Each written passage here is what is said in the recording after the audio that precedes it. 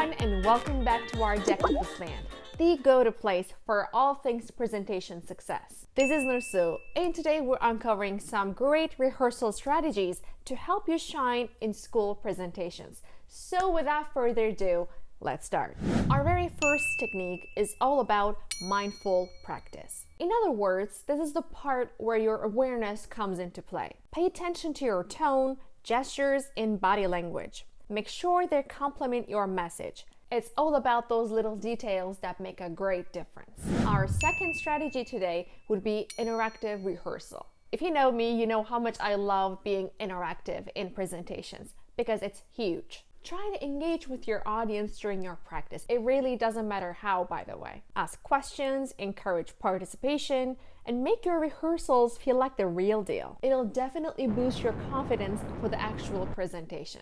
By doing this, you not only fine-tune your content, but also develop the ability to adapt and connect with your audience on the fly. Strategy number 3, try the mirror technique. Present your material in front of a mirror. This allows you to observe your body language, facial expressions, and gestures. It's a great way to arrange your nonverbal communication and ensure that you appear confident and engaging to your audience. A mirror never lies. And also it can be an amazing tool for self-improvement for your presentations.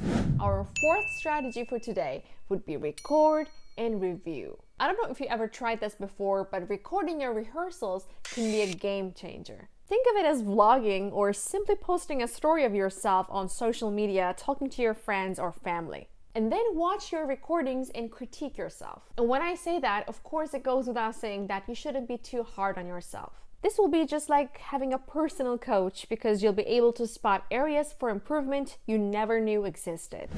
5. Elevate your environment. When I say elevate, I actually mean replicating the conditions of your actual presentation during your practice. This means arranging your practice space to resemble the presentation venue, including any equipment, seating arrangements, lighting, and sound systems. It's about minimizing distractions and making your rehearsal environment as close to the real thing as possible. By doing this, you become more confident and comfortable with your setting, reducing surprises and unfamiliarity when you step into the actual presentation space.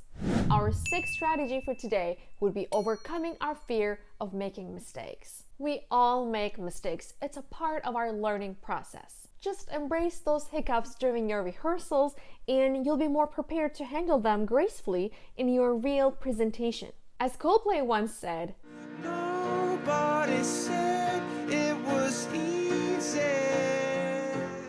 But it doesn't mean you can't handle it, right? The most powerful speakers we know today all started from scratch back in the day.